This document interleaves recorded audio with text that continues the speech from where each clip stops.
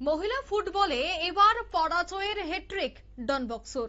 জানা গেছে দিনের 3টি ম্যাচেই 13টি গোল 11-0 গোলে জিতল বিশ্রামগঞ্জ প্লে সেন্টার। বিস্তারিত জানবো, টেলিফোন লাইনে যুক্ত হয়ে গেছে ক্রীড়া সাংবাদিক বিপ্লব চন্দ্র। বিপ্লব, মহিলা ফুটবল চলছে আর সেখানে হ্যাট্রিক পরাজয়ের ডন বক্সর, কিন্তু অন্যদিকে ভালো ফলাফল করলো বিশ্রামগঞ্জ প্লে সেন্টার, কি বলবে?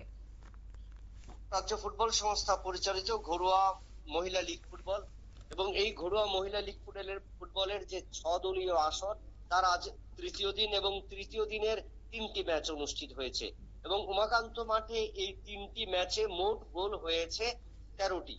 অর্থাৎ এই 13টি অর্থাৎ গোলের বন্যা কিন্তু ভাসলো তৃতীয় দিনেও, কারণ এর আগে প্রথম দিনে 22টি এবং দ্বিতীয় দিনে 24টি গোল হয়েছিল প্রথম দুদিনে। আজকে গোলের সংখ্যা কমলেও সেই 3টি ম্যাচে গোলের ব্যবধান হলো 13টি। যদিও প্রথম ম্যাচে ফুলুজানু অ্যাথলেটিক্স ক্লাব এবং জম্পুজলা একাদশ সেই ম্যাচটি তারা 1-1 গোলে ড্র করে, তবে সেক্ষেত্রে জয় হাতছাড়া করেছে জম্পুজলা, কারণ 37 মিনিট তারা 1-0 গোলে এগিয়ে ছিল। অন্যদিকে দিনের দ্বিতীয় ম্যাচটিতে বিশ্রামগঞ্জের কাছে 11-0 গোলের ব্যবধানে হেরে যায় ডন বস্কো এবং যার কারণে এই আসরের প্রথম 3টি ম্যাচে ডন বস্কো কিন্তু পরাজয়ের হ্যাট্রিক সম্মুখীন হলো।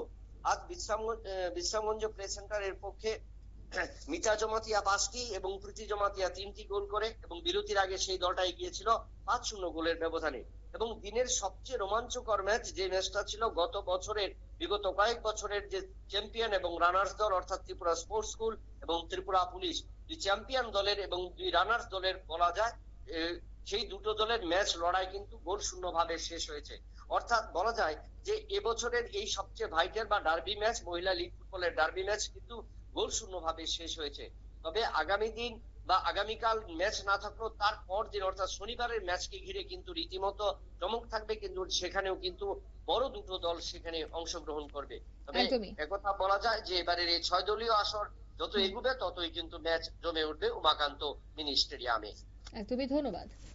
অর্থাৎ দিনের 3টি ম্যাচে 13টি গোল আর 13টি গোল করে কিন্তু এবার দেখা গেল যে শীর্ষস্থানে এবার এগিয়ে আসছে বিশ্রামগঞ্জ। তবে অন্যদিকে আগামীকাল আরো দুটি হাই ভোল্টেজ ম্যাচ রয়েছে এবং সেখানেও কি হয় সেটা দেখার। নিয়ে নিচ্ছি ছোট্ট একটি বিজ্ঞাপন বিরতি, সঙ্গে থাকুন।